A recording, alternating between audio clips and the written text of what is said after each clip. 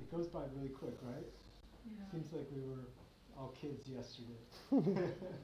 So this is kind of started celebrating Leon Denis, Spiritist in the arts. And tonight we're very, very lucky to have with us a very, very dear friend of mine, Fred Gavea. And Fred has been part of the center, I don't know if we, at least 16, 17 years. And we used to facilitate Tuesdays together with the Diocesan. And he moved to Sao Paulo, he got married. But we miss him very, very much, and we're very grateful to have him. Also has a podcast, which is an amazing show where he interviews different spiritual leaders. It's called Reflection of the Spirit. Spirit Reflections. Spirit Reflections. And if you get a chance to check it out, we have a link for that, I think, in our Inner Enlightenment group that we send out on WhatsApp. I'm going to, well, first we're going to have the lecture, and it's going to go till about 7:30? 7:30. Yeah, 7:30. And then we'll clear out this room, and we're getting set up for dinner.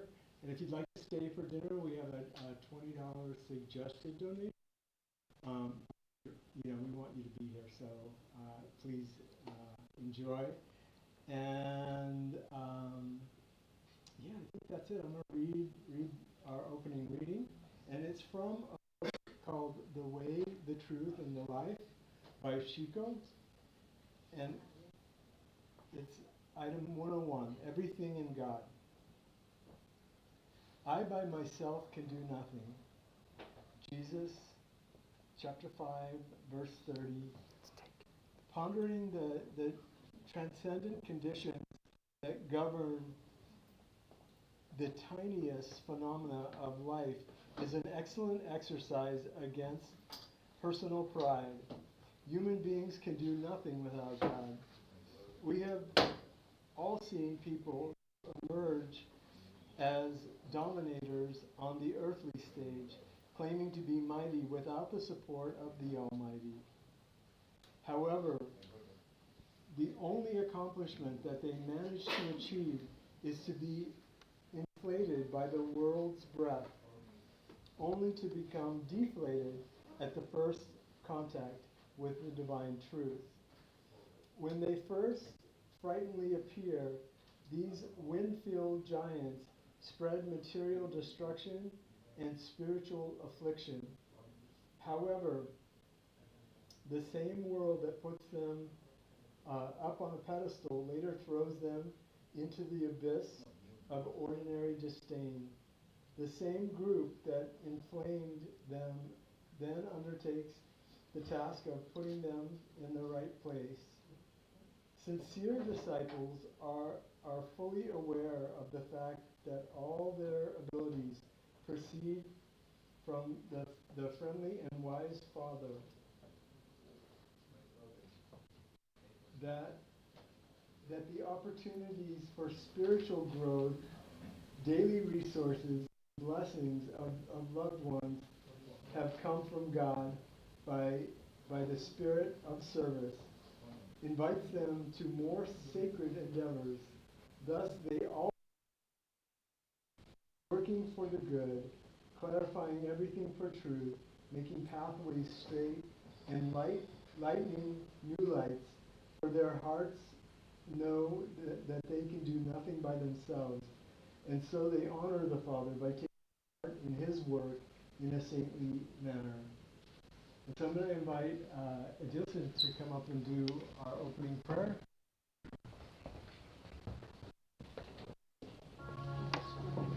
Controla o volume aí. Tá muito alto. Not the Apple guys. Pronto. Good evening, everyone. I personally am very, very happy because I have a huge respect for Fred. a dear friend, someone that when he plays the violin, I really feel the presence of God. And it's an honor to have him here with us tonight. Also, Leon Denis, for me, is my favorite author. The way he writes the book is a French author. There's so much beauty, so much likeness. There is no prejudice, no division. The way he speaks, you feel that he's someone that overcome everything through love.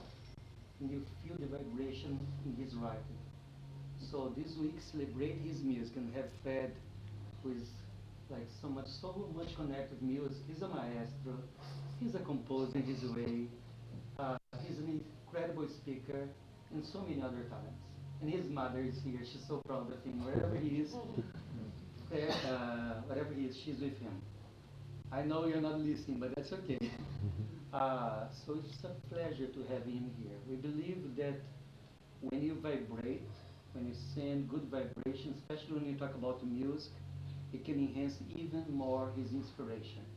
So you ask really in this moment, all of us throughout this lecture, to send love to him, yeah, to allow this vibration not only stay in this room, but spread throughout this whole planet. Because you need so much love, yeah?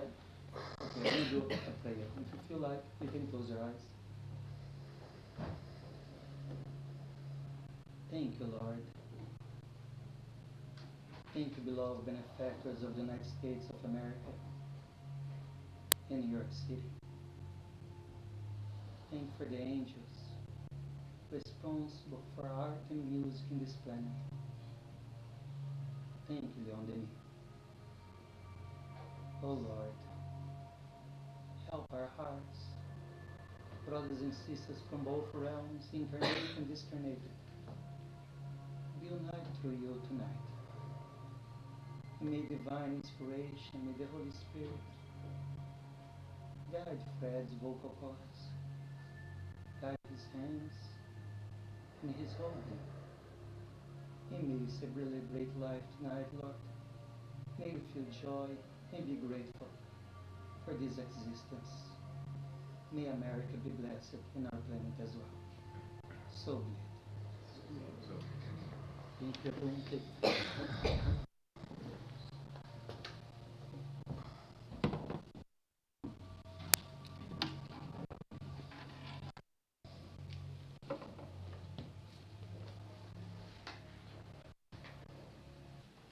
Good evening, everybody. Feels really good to be back here in this space, which has been such a blessed spiritual home for me for so many years, alongside so many friends, for endless hours studying together and doing some great spiritual work. So it feels like a homecoming. And I'm honored and grateful for Adjus and everybody at Inner Enlightenment to have this moment that feels like a great homecoming. My favorite topic, music, which when we put spirituality in it, makes it a good combination. So as a musician, we're going to hopefully talk less and play more so that we can experience the music together. And this is a presentation based on the book that Adilson mentioned, Spiritism in the Arts.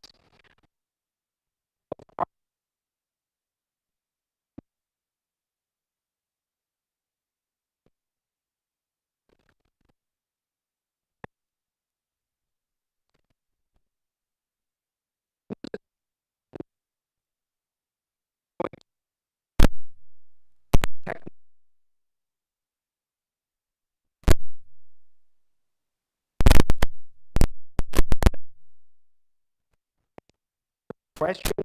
Any ideas?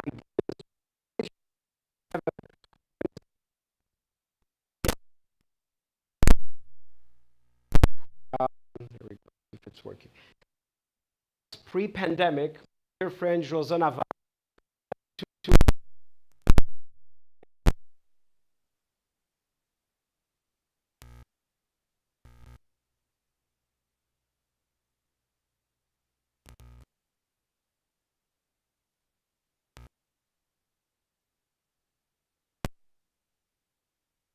I didn't have a lot of experience. It was a good chance to really go deep into the in the arts. It was many sessions that they held, mediumistic sessions in the Society of Paris. And there was a medium there in the table who was blind. And he channeled the spirit of the aesthetic. And he gives many lessons and teachings in the book.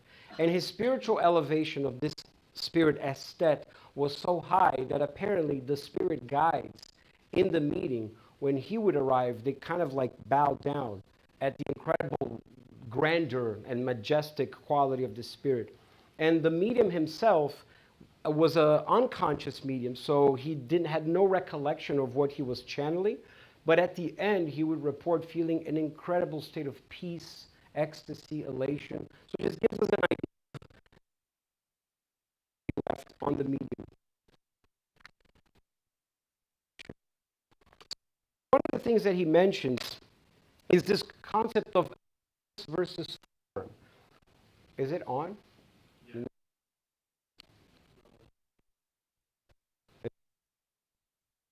Hello? 1, 2, 3. Is it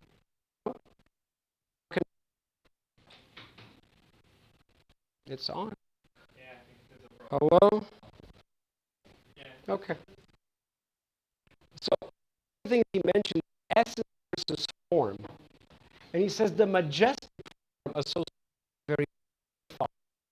Soon and leaves no more than a superficial impression, a vague memory. And often when we think about artistic manifestations,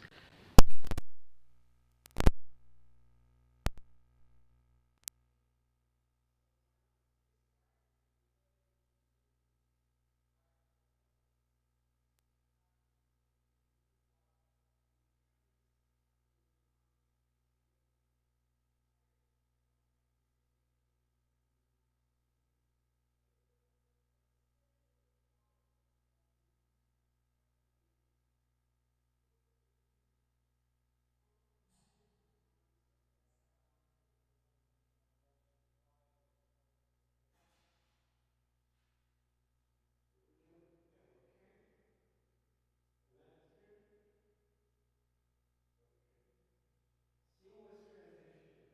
lots of technology. Hello, hello, can you hear me? Can you hear me? Where was I? I was talking about no, that was him. That wasn't me. Um, thank you. Thank you. Exactly. The intent of the composer is paramount in conveying the moral quality of the music, because the music is a transmission of God's thought. That's what he says in the book. And we are able to, hello? We are able to register the thought. Now it's happening. Hello? Como é que faz para tirar daqui que está grudado na minha bochecha? Tá, ok. All good. Está vendo? Okay. All right. Okay. So the transmission of thought, where was I? The intent. It'll come back to me. Basically, the notion is for us to use our discernment and make connections to artistic manifestations where the essence of the thought is more important than the form of it. Which means that for music, any musical style can have noble, idyllic, beautiful inspiration in it. It's not about the style of music or the genre, but what was the inherent, essential intent of the composer when they composed that piece of music. That's what we connect with on a spiritual level, whether we realize it or not. And that connection is so powerful that even Plato, back in Greece, used to say to the governors, beware of the music that you play to your people. Because depending on the quality of the music that you play to the people, you can manipulate the masses in a very powerful way, both positive and negative. And art as a whole, he says, is the constant search, study, expression, and fulfillment of beauty. It's a process. It's a process that we have innately in all of us as creative beings that we are. Regardless of considering ourselves artists or not, we all have that creative expression. And the concept of beauty is something we're going to talk a lot about today, which is something that Leon Denis in this book really goes into detail. And one of the things he mentioned that I liked, I didn't create this, ChatGPT created it. So happy that ChatGPT exists. It's one way that we can associate any artistic creation. And if we think about music here, we can look at a perfect pyramid where there is beauty, there's goodness, and there's wisdom. And in the process of the artistic pursuit, whether we are the artists creating or whether we are the listener having the artistic experience, we want to be able to find these parts of the pyramid so that we can climb towards something that I like to call divine love. It's not just love, but in a divine expression, which transcends our understanding and our ability. And when a composer, when an artist is able to bring qualities of beauty with characteristics of his heart, the intent, he's naturally, with the wisdom of the technique of the artistic form, he's able to climb that pyramid and bring us to that, closer to that experience of divine love. How many people can recognize these images? It's from a film, from a movie from the 1990s. Anybody know? Erica's nodding. What Dreams May Come. It's a movie by Robin Williams, that Robin Williams is one of the main characters. It's a very interesting story behind the scenes of this film. The entire manuscript of this film was psychographed, was channeled by an elderly black lady who we don't know who she is, but we know that Stephen Simon, one of the producers of the film, had recently lost a brother. And he was in the process of grieving that loss. And on a morning in his house, there was a knock in the front door. And he wasn't expecting any guests, and he opened the door. There was this elderly lady there with a bunch of pieces of papers, and she handed it to him, and she said, "Your brother would not leave me alone until I finish this." And it's the story of what dreams may come. If you remember in the film, he dies of a car accident, and his wife had died previously. So he goes on a quest in the spirit realm to try to rescue her. The reason I'm bringing these images is because the film does a really good job of showing the difference between art in the spirit realm and art here. In the spirit realm, when we don't have the limitations of the physical body, art vibrates. So he takes the examples of these beautiful sculptures, cathedrals, and Greek columns. In the spirit realm, when we are sleeping at night or when we are outside of our body, we can contemplate things. They're not just statically. They're vivid, they're vibrating, they're emanating colors, they're emanating sounds. And that this movie does a great job of painting these vivid details and these beautiful landscapes. The reason I want to bring this up is that for us to understand that we each emanate at every moment sounds, colors, scents. We are a walking antenna and transmission station of sounds, of colors, of fragrances, of different emanations that we send out. And on earth, musicians need an instrument like a violin, a piano, or the voice to convey through the vibration sounds in the air what we consider music. But outside the body, we can simply have a thought. We can simply concentrate and just have a beautiful idea that creates a song. Melodies come out. And those melodies are what composers on earth dream when they're sleeping. And they receive these currents. Just like the jet stream, we see the wind currents. Just like the jet stream, the book Spiritism and the Arts will say that in the spirit realm, in the cosmos, there's these massive curtains of currents that are thoughts from God, divine emanations, and we receive them not through physical ears, but our entire spiritual body receives them and reacts to them. And People report they're getting in a state of ecstasy when they are hit with those emanations. Now, right here, at this moment, at this place in Manhattan, we are getting the difference is, do we have the ability to silence our thoughts, to quiet our minds, and get into a state of inner concentration to be able to absorb them? That's the whole difference. Because they're here, it's just a matter of us being able to attune inwardly and be able to absorb and go into that. So we don't have to go to India or some special place in the woods, in nature. We can access these frequencies right here, right now. So in the book, he gives an example of a cathedral when he's talking about architecture as one of the art forms on planet Earth, as a symbol for humanity's ideals and idealistic desires to have a communion with God, a divine experience.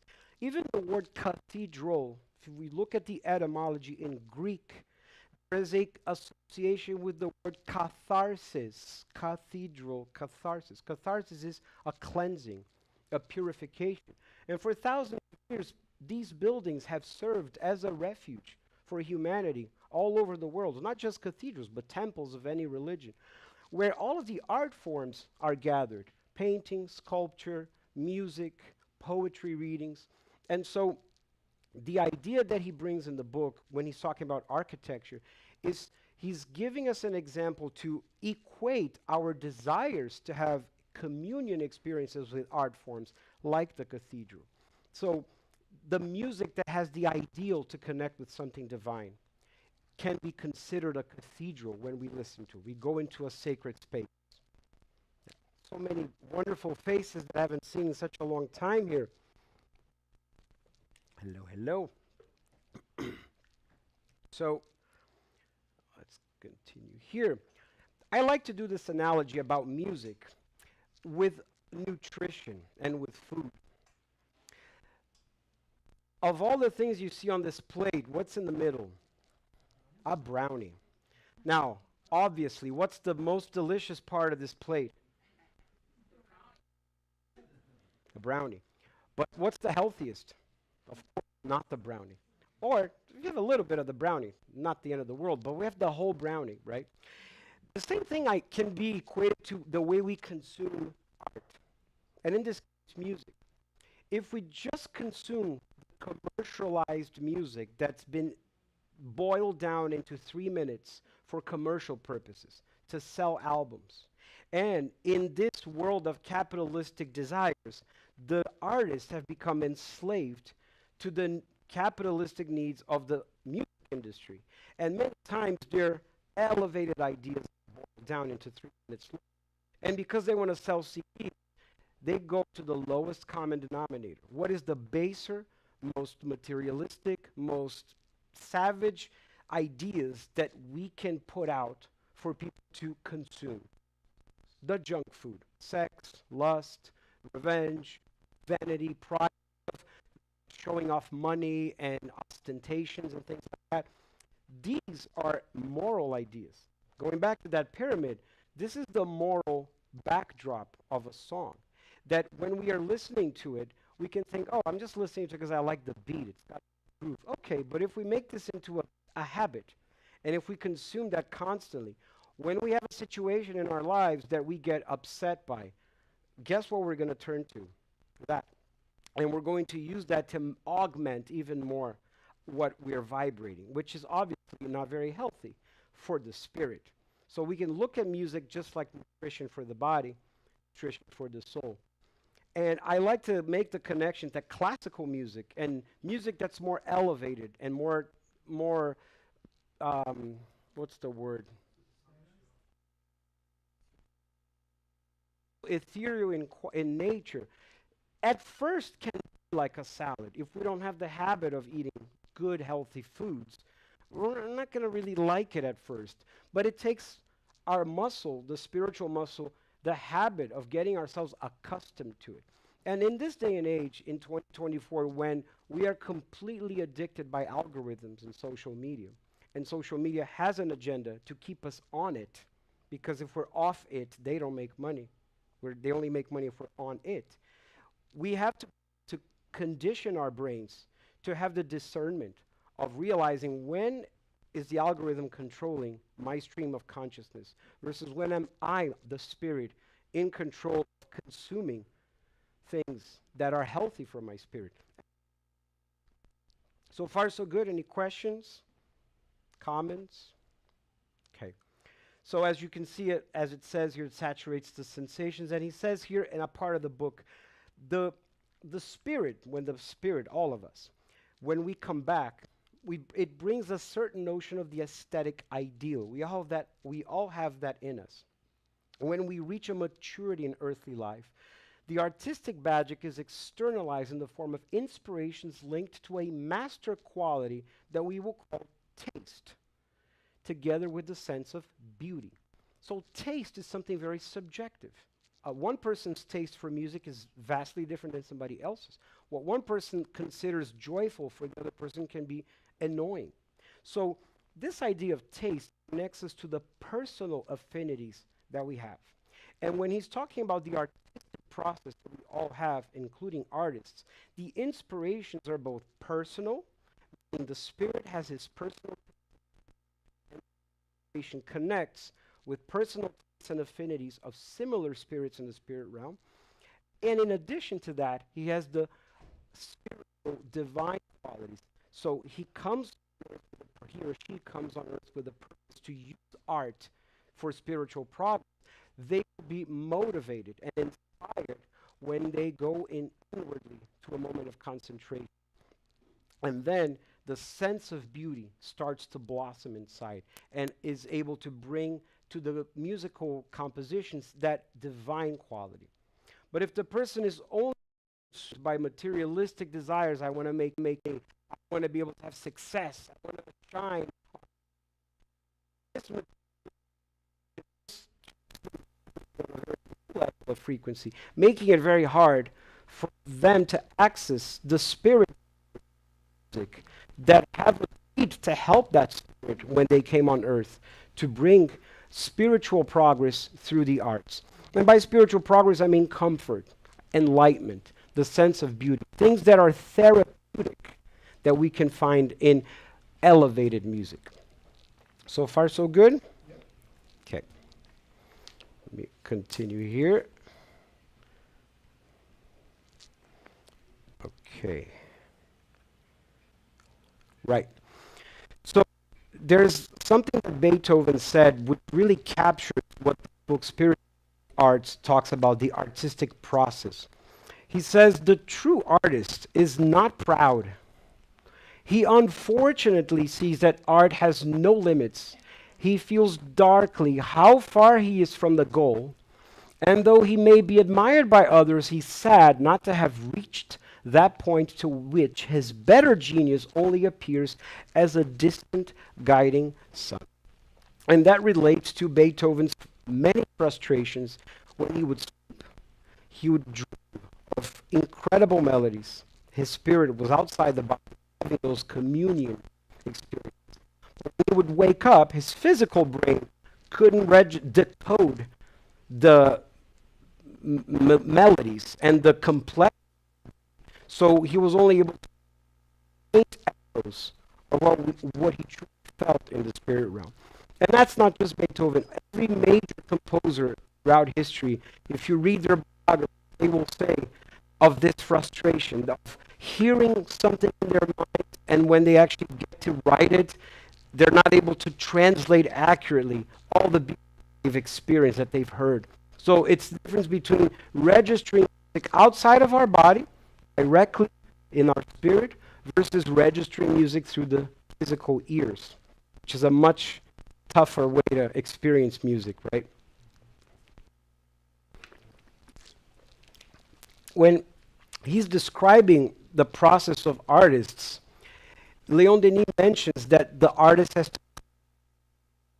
to create, constantly empty himself or herself out, that through a idyllic nature, landscape, concentration, they can be in a good moment to receive the inspiration. It comes like a light. This is an amazing book. Who's familiar with this book, The War of Art by Stephen Pressfield? Josanna, my friend who did that study with me in Cardiac Radio in 2019, was one who introduced me to this book. And this book talks about the creative artists, the process of the creative artist, the struggles we all undergo. And it's not just artists. All of us have that creative potential, and we can imprint our creativity in whatever it is we're doing. But the book has some incredible lessons about us looking at art as something true. Unfortunately, we're still at a point on earth where art, beauty, what's the point of beauty, of art? That doesn't pay my bills. That's not very meaningful. We don't have that connection to beauty and to art the way we have in the spirit realm. So we look at things like art as like a hobby. The artist is one who's always struggling and suffering because very few are able to have a living through the arts, right? So one of the things that he says is resistance. Whenever we want to create something from our hearts, when we want to have an output that is something meaningful, authentic from our essence of our soul, we're going to find resistance. Inner resistance and outer resistance. The society as it's structured, the world as it's structured, and our own voices of our ego are going to say, what are you doing? That's pointless. So we have to overcome that resistance and be able to imprint our essential qualities in what it is that we're doing. The other thing he says is have professionalism. The importance of approaching art as a professional. When we approach something with professionalism, we make it a sacred duty. We show up on time, we have some disciplines around it, we focus our attention, and we just treat it like a job, right? If we are to then approach our art making like that, then we will be able to connect, and he mentions it, with the muses. The muses are the Greek idea that spirits are connected to incarnates and inspiring them.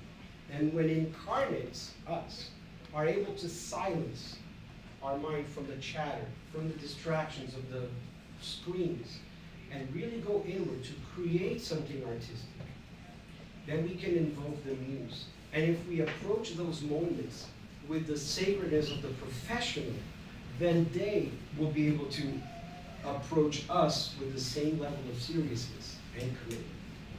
I'm very proud of my mom. She just released her book that she published. It's an autobiographical book about her life, and it's the first of 3, right? Now, she mentions her creative process of writing the book. It was very cathartic. Many times she spent an entire weekend in front of the computer writing it, and she cried, she laughed. She had deep moments of introspection, but they weren't easy, right? No, the life's not easy. Well, the life is not easy because it's a self journey, so it's reflecting you. Yeah. But the point is, we find resistance to go into those places because they're very vulnerable. We kind of want to keep distracting ourselves and going out there instead of going inward. But anytime we go inward and we really connect with our essence and then produce something, that's art. Whether it's poetry, writing, music, you name it. Anytime we do something that's important, we're gonna have fear. The more important that thing is that we put out into the world, and by important I mean the essence. The more authentic and moral that beauty of that essence is that we want to put out, that's more important because that's spiritual. And the more important that is, the more fear we're gonna have. So in the book, he shows different strategies to overcome that fear. He says that the work of the creative person is a sacred work. All of us. When I say creative work and artists, I'm not separating anybody here. All of us are artists. Especially today, because we have the technology to broadcast our art to the entire world. There's no middleman, there's no gatekeepers. We just need a Wi-Fi connection that we can broadcast our art. So that's important to be able to use that. To stay humble and detached, he mentions. Stay humble meaning always with the understanding that whatever it is that I'm creating, I'm not the only author of that. I'm co-creating. All composers of classical music, since we're talking about music mention, that the ideas come to them like a flood, that they can't understand where it's coming from. Mozart said many times, I don't know what's happened. When I'm quiet, when I'm walking in nature, when I am not distracted, this is 1700s, they didn't have phones, but they had distractions. But when he found himself in moments of quiet solitude, suddenly a stream of music would start popping in his head. He would just have to write it down, almost like he was taking dictation. And all of us have that connection. We just need to silence ourselves to be able to connect with that. And one of the quotes that he has from the book, which I really like, says, it's a call to action to urge all the readers to overcome internal struggles and pursue our creative potential with discipline and courage. This is a guide for anyone who strives to create, to achieve, and to grow. So bringing the notion of art to our everyday lives. Yeah? So far, so good? Okay. All right. One of the things that I learned in college, in a class about songwriting, the teacher said something that I'll never forget. And he said that the secret to the success of a famous pop song is to be able to tell a sad story in a happy way. In a happy? Happy way. To be able to convey a sad story in a happy way is the ingredients for a successful song. Think about it. A sad story of something that happens, but in a happy way, showing how we are able to overcome it. Makes us feel empowered. Shows us the struggle, so we empathize when we're listening to the piece of music with that person's struggle. But the inherent message of the song is happy, meaning I've overcome it. I was able to rise above it. And the same it happens for musicians and composers of classical music, not just the 3-minute songs that we were talking about earlier. An example is Rachmaninoff, one of the most important composers of the 20th century. He was suffering from deep depression, and many times in his life he stopped composing altogether because of his severe depression. Luckily for him, Freud was already around, and he went to see a psychologist who was a disciple of Freud. And he did psychotherapy for a few months. And that process of doing therapy with that psychologist really helped him overcome his depression. So much so that his second piano concerto, one of the most famous compositions he ever composed, he dedicated it to his psychologist. It's on the front page of the score, dedicated to my psychologist. Why am I mentioning this? Most composers throughout humanity, throughout the history of time, their most important compositions and masterpieces came as a result of a painful struggle, came as a result of heartache, came as a result of some kind of scarcity, loss, sorrow, grief. And in those moments, in trying to make sense of what it is that we're going through and wanting to heal from that pain, they went inward. And by connecting inwardly to their spirits, to their essence, they were able to create an artistic expression from that. And what they give us in return is a testament of what they experienced and they were able to overcome. Think about it, in all the major pieces of music that you like, how many of them have to do with heartache, with breakup, with loss, right? But a lot of them tell the story in a happy way. So that when I'm going through an experience that hurts me, I immediately think of that song and I go listen to it in a therapeutic attempt to grieve that loss, right? So there's 3 fundamental aspects of music, and I actually need to pair my phone for this. I forgot to do that. Let's do that right now. 100%. Connected to iPad. So these are the 3. iPhone. Thank you, technology. These are the 3 fundamental elements of music: rhythm, harmony, and melody. Now, rhythm we perceive physically. Rhythm is in our body.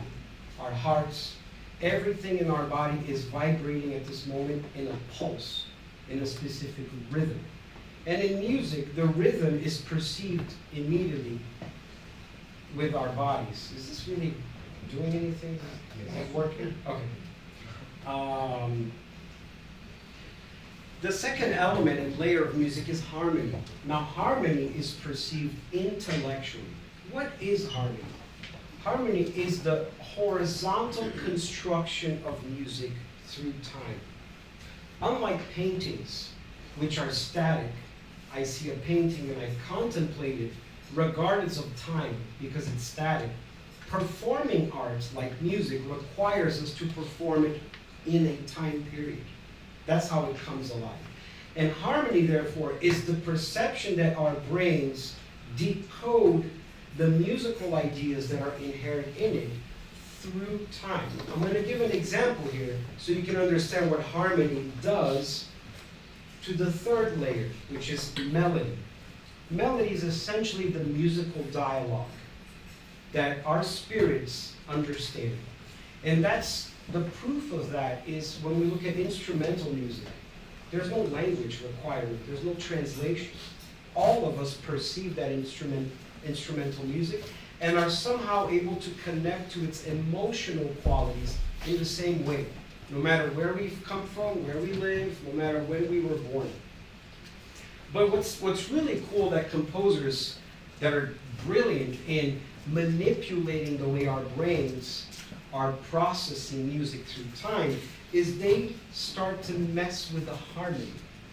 And I'm going to give an example here so that you understand what I'm talking about for harmony. Where is this? Here. You all familiar with this song, right? That's The Spring from Vivaldi's Four Seasons. Now, this part here,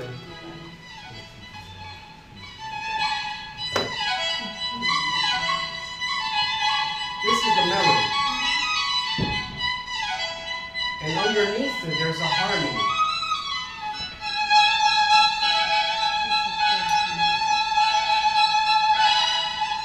That's allowing us to process this idea of the melody, okay?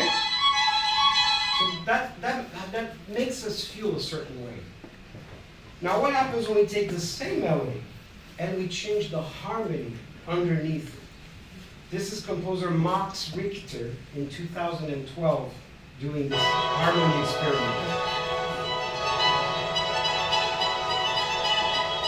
Same melody. But pay attention to what he does with the harmony.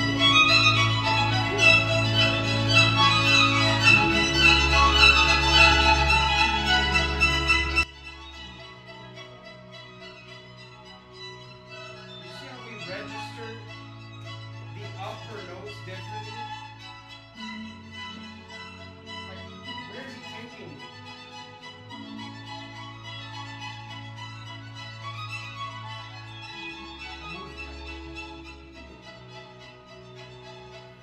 You see, it's a completely different journey for our ears. Just because how he messes with the harmony. Okay. I like him more than Vivaldi. You like him more than Vivaldi, maybe because he's your contemporary. Vivaldi was 300 years ago. So I'm going to play some musical examples here for us to reflect while I play on these ideas of pain and sorrow and struggle and love in divine ways. And the first one I'm going to show is by Gluck from the 1700s, a contemporary of Vivaldi. In his opera Orpheus and Eurydice. Now the story of Orpheus and Eurydice comes from Greek mythology. Orpheus was a brilliant musician and composer who used to enchant people with his incredible voice. He was so incredible that even the animals would be like enchanted and surround him. And he found Eurydice, married her, and right after they married, she died. She was bitten by a snake and died. He was so overcome with anguish and sorrow and grief that he went to the underworld, the spirit realm, just like Robin Williams does in the film What Dreams May Come, because he wants to rescue Eurydice. Because of his musical talents, he's able to soften the hearts of the guardians of the underworld and convince them to bring Eurydice back to the world of the living. They agree, they say, fine, you can bring her back to the world of the living in one condition. The one condition is, as you're leaving the underworld, going back to the world of the living, and she's behind you, following you, you cannot turn around and look at her. If you turn around, she'll stay here. Okay, so he takes her, off they go, and as they're about to arrive to the world of the living, he forgets and he turns and looks at her, and she's immediately pulled back to the world of the dead. And the legend goes that for the rest of his physical life, Orpheus was in deep grief, deep sorrow, and deep pain, mourning the loss of his loved one. Now, I'm giving this as a little background for you to experience how he's able to translate these feelings into the melody and into the music.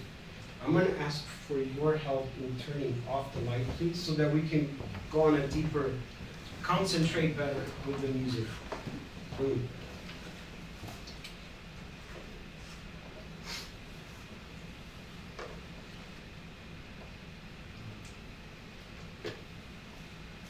So this is from Gluck's opera,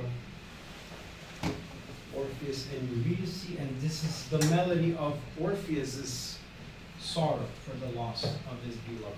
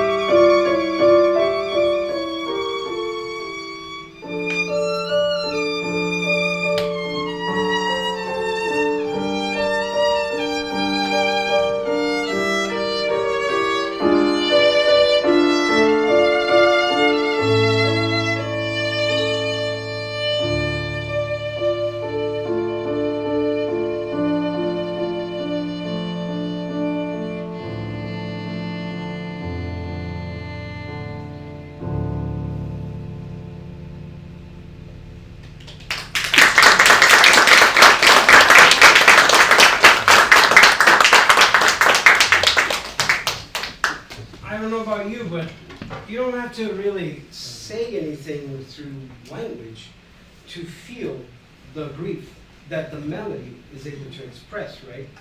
With this preparation before. So that just goes to show us how melody is a language that is divinely inspired and is universal. Our spirits are able to register and resonate with it. Another example of love and connection through struggle is Chopin. And Chopin actually is, he appears in the book Devassando do Invisível, which in English would be Peering Through the Invisible. It hasn't been translated to English yet, by the medium Ivone Pereira. Ivone's mediumship was very interesting. She would go out of her body and she would have these incredible journeys in the spirit realm, come back to her physical body and be able to write these amazing books that she wrote, including Memories of a Suicide.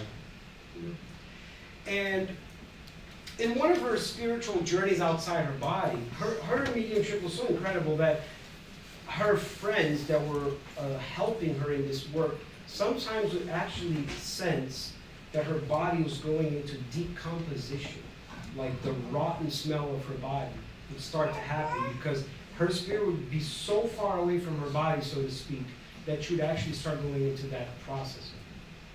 In many of these journeys that she went outside her body, she came into contact with the spirit of Chopin outside his body after he had lived his life in Poland.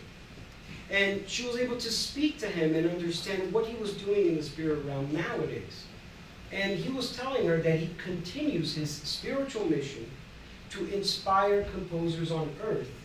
And he actually recommends artists and composers that are performing his music or that are composing anything to evoke him.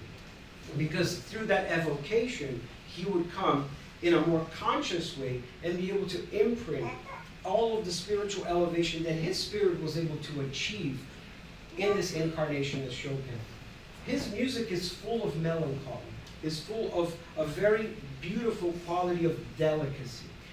He actually pioneered a whole style of music that composers after him would write under his influence. One of the things that he did is something called chromaticism, is to be able to take musical notes in the same way that the harmony here I showed you in the two examples of Vivaldi's music, and find even more intricate ways to trick our ear to go to different directions. Now, I want us to compare, and if you want to say something afterwards, you're more than welcome to.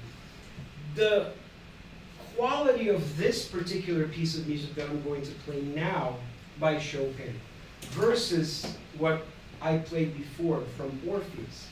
And I want us to maybe compare how this music registers with you differently than the other one, or in similar ways. This is a very famous nocturne. Nocturne is a word that is the nighttime. Chopin composed 21 of those nocturnes, which are musical pieces that are short. They're like songs that he found in operas, and they're meant to evoke a more introspective quality, us going into the nighttime, having a more intimate gathering with ourselves or with a loved one. This is the general atmosphere of the nocturnes.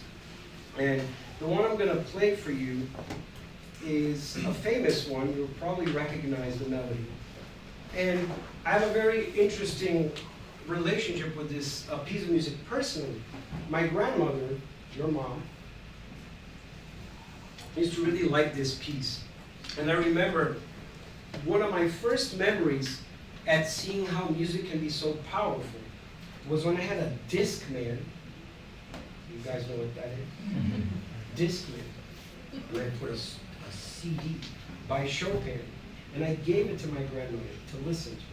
And I remember I left the room, and when I came back, she was bathed in tears. She was so taken by that nocturne. She's like, this is so beautiful. She was like having just an ecstatic moment, and it was this specific nocturne. So much so that when she passed away, I actually put the sheet music of Chopin's nocturne on the grave as she was being lowered, as a way for her to be with that piece of music. So this is the nocturne by Chopin. and find ways to compare how this melody registers with you versus the first one, okay? And if I could ask you to get the lights, thank you.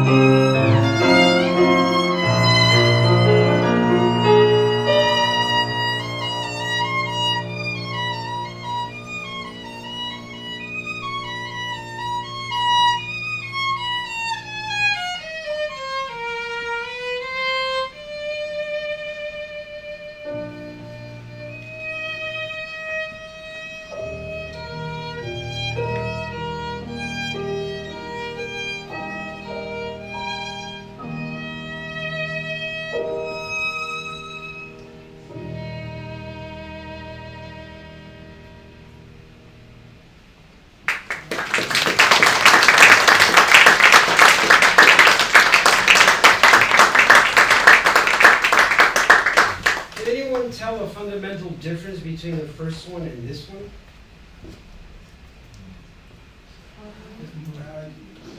like there is more movement on this one. It's more like a dialogue, like a ballet dance, something like More movement, more you dialogue. communicate more. Yeah. Okay. You mean he's talking about the first piece? The first verse is this one. He's saying you said that he's This talking one, about- the second one, there's more movement, more dialogue. He feels.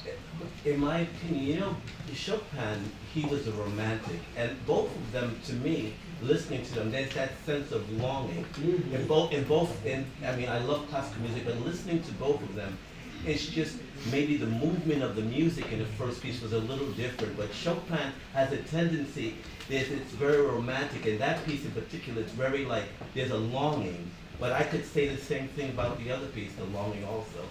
Yeah. It's very beautiful.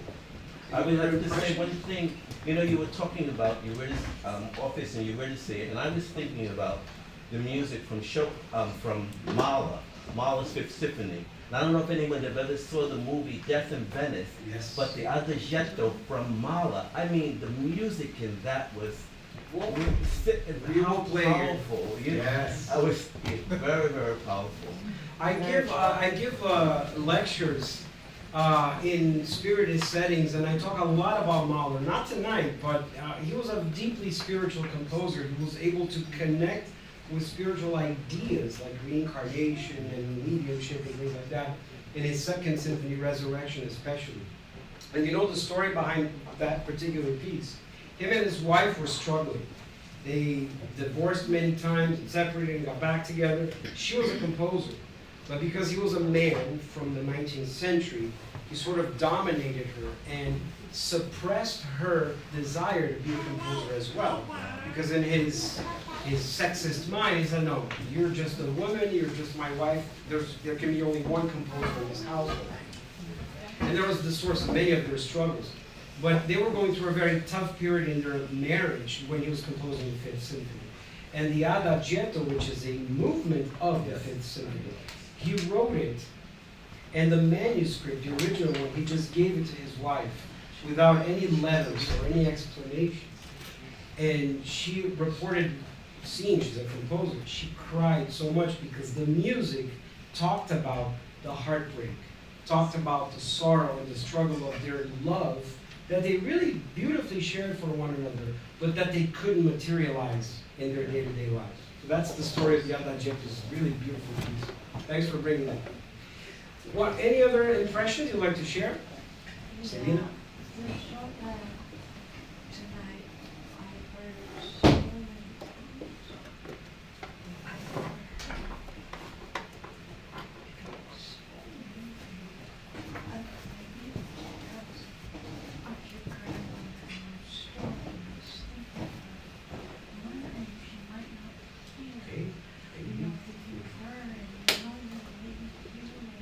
In the end, Fred, Oh, God. Wonderful. Thank you. Thank you for that. in the end, Fred, when he was like the last piece, was so gracious that he holds you in a moment. And it's a very long moment. Right. It seems that that moment, at least for me, like he was capable to bring you to a bliss. Those final It's more seconds. resigned. So a fundamental difference between the first and the second piece is that the first piece is all in minor keys. Chopin's Nocturne is in a major key. And the difference in our ears is anything that's minor, we perceive it as sad, hopeless. Anything that's major, we perceive as happy, triumphant. And so what's really cool about the two pieces played side by side is you can have the kind of emotional reactions that you had with the melodic dialogue. But the first one, there was no hope. It's pure sorrow. She's gone, and that's it. In this one, he is having us go to different nocturnal places in his mind, but there's a subtext of hope. There is a sweetness in the Nocturne, because not only of the way he composes the musical language, but because all of it is in a major key. So for those that like music, will be able to understand the difference. Yes? You want to say something? Go ahead. Okay. You know what, Fred? I feel the same. I'm not a big music person, but it's funny that you said that because what I felt when I heard the first piece was sadness. And when I heard, like I closed my eyes and I felt sad. And when I heard the second piece, I felt like a good vibe. Right. Yeah. For more lighthearted, Yeah, right? yeah. That's it.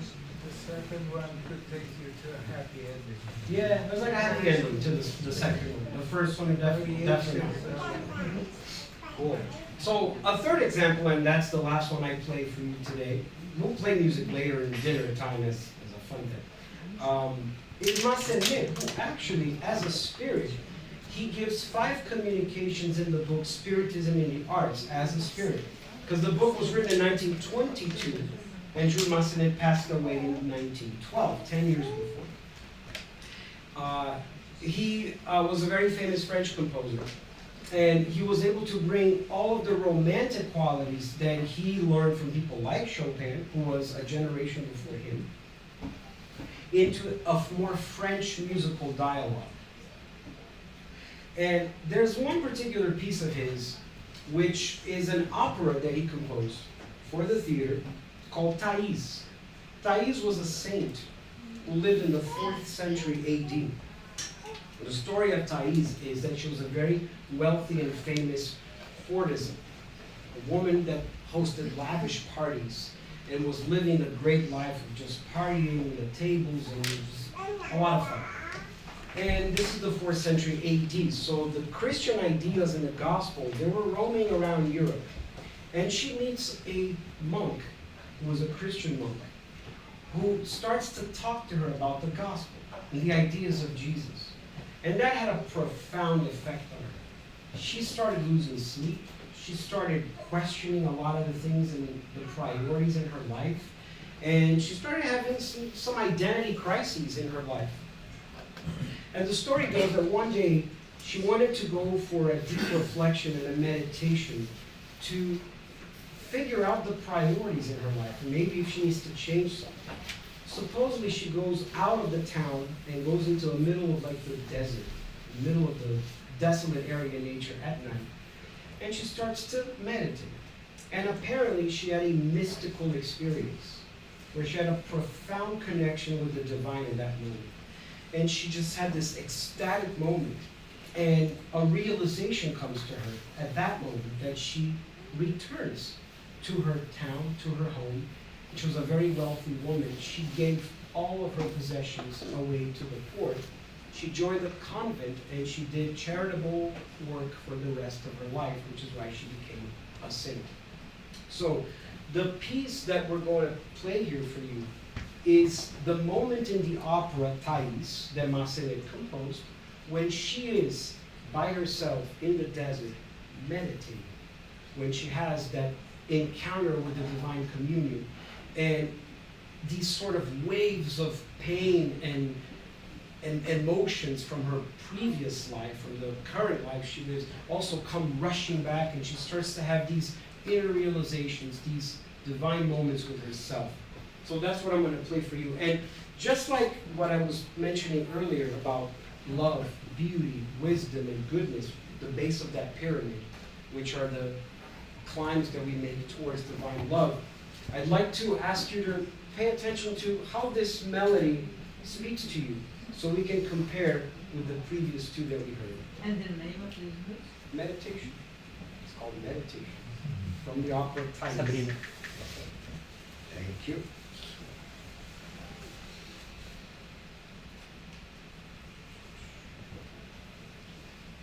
Just get some water.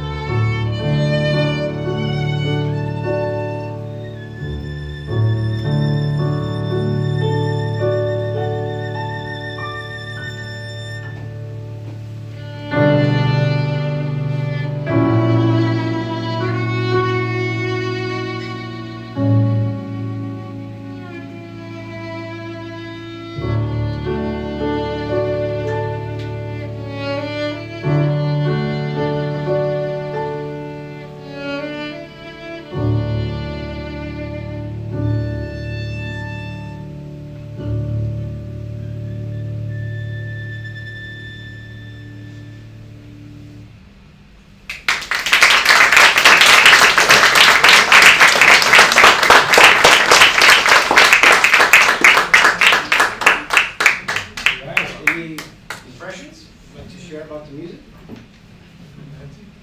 Romantic?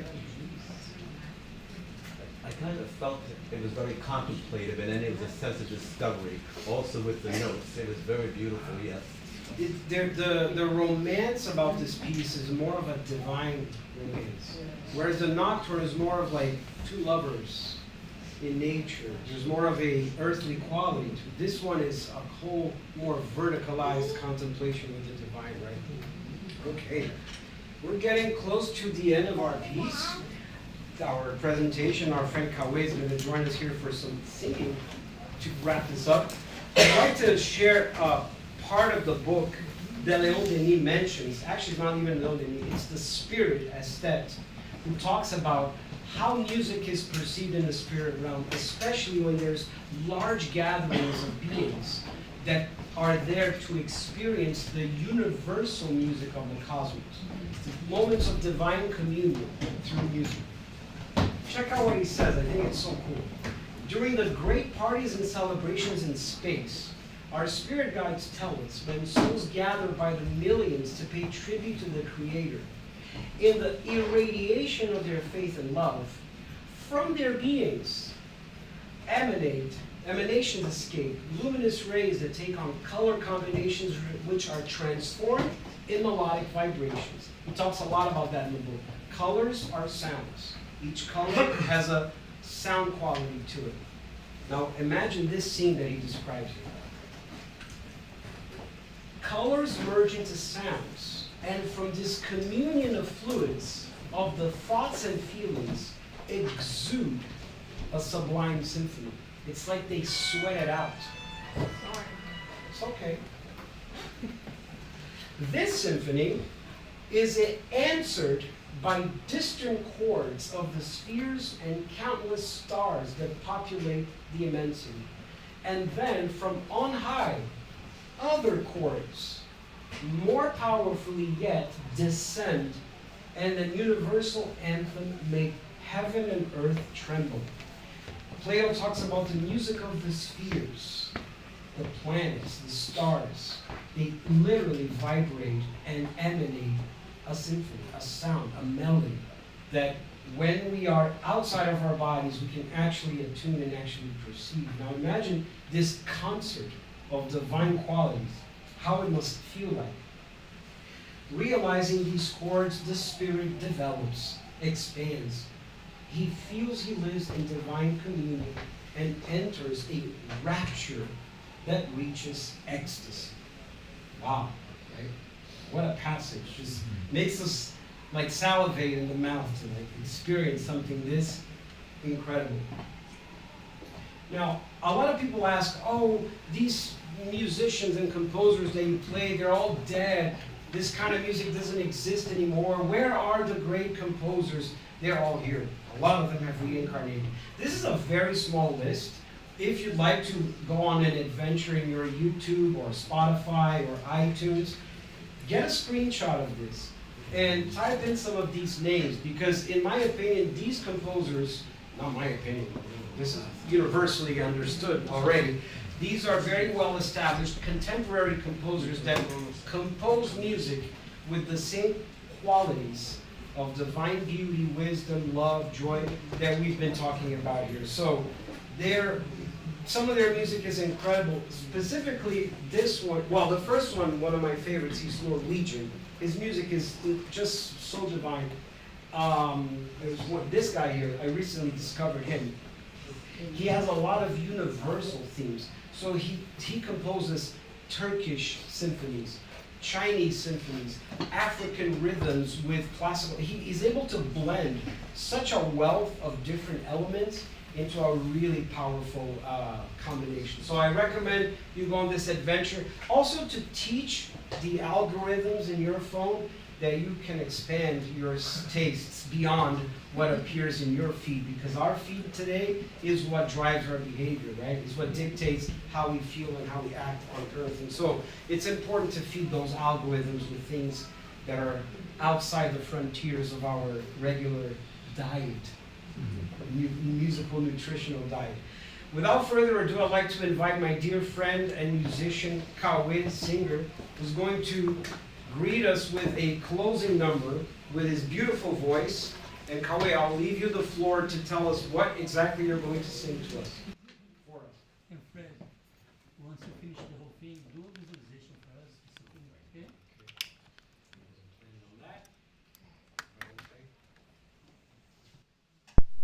Fred, you were famous for writing scores for movies. Movie scores, yeah. Soundtrack.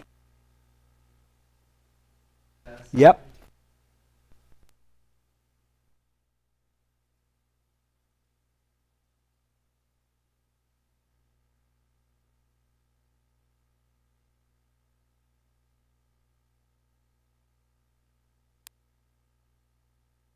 The music.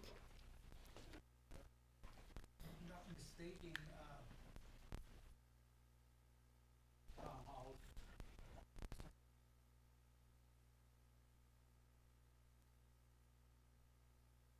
Philip Glass is known for his style. He takes small cells of musical ideas and he repeats them constantly, which turns to a state of mantra. And then he changes one note here and there. Effect.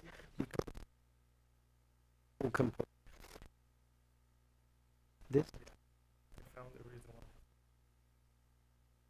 why. That what's causing it?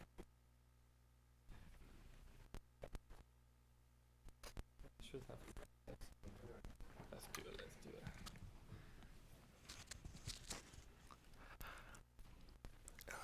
Hello, guys. The song that I'm gonna sing is from a musical called "Love Never Dies." Any one of you guys know Phantom of the Opera?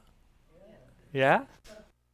This of the Phantom of the Opera. Yeah. So in this story, Phantom of the Opera, he runs away from Paris and he comes here to Coney Island. And he opened a show, different people, sometimes with deficiencies, impaired, and they were called at the time freaks. Race people, and produce a beautiful show. And then he end up staying here in secret. This song is in the beginning of the music when he's longing for her. Okay? Okay.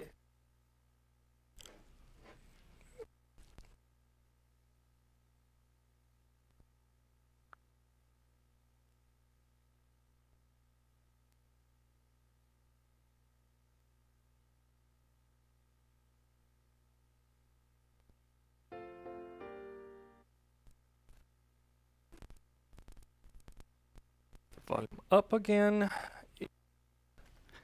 Raise the volume.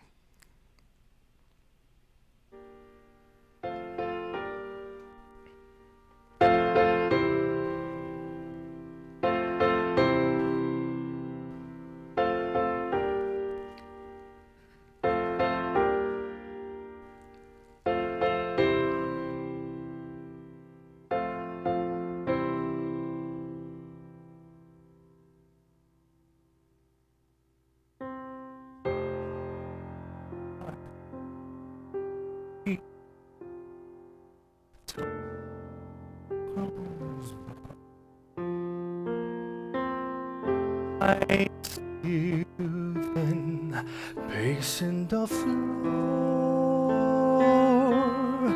The moments creep, yet I can't burn to sleep till I hear you sing. And years pass and months pass, seasons fly, till you don't walk through that door. And in a haze I count the silent days till I hear you sing. once more. And sometimes our music, it teases at my ears. I turn and it fade away when you're not here.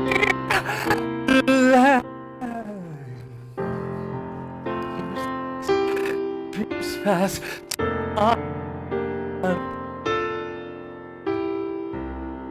till I down to the core.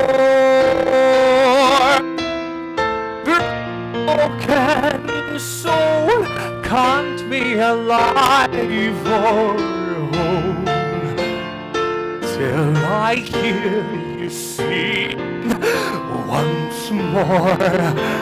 Music, Christine, your music, it teases at my ears. I turn and it fade away when you're not here. Let hope pass, let dreams pass, let them die. Without you, what are they for?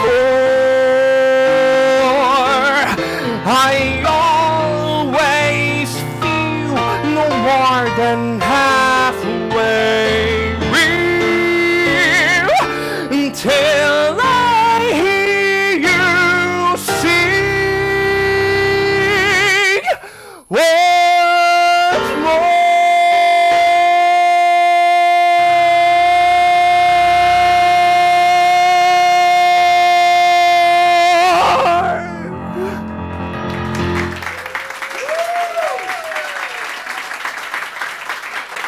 Thank you. Thank you so much.